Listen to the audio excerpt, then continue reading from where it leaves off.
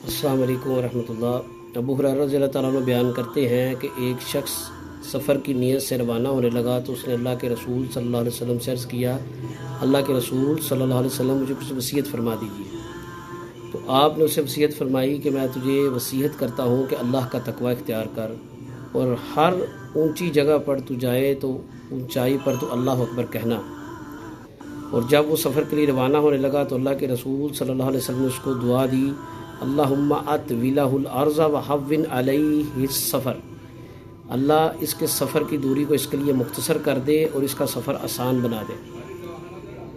हमें भी इस दुआ को, इस नसीहत को, इस हदीस को ज़िंदगी का हिस्सा बनाना चाहिए। कोई भी प्यारा जब सफ़र के लिए रवाना हो, घर का कोई फ़र्ज़ सफ़र के लिए जाए तो उसके अल्लाह से तकवे की नसीहत और ये दुआ देनी चाहिए कि अल्लाह उसके सफ़र की मुसाफत को आसान कर दे, छोटा कर दे और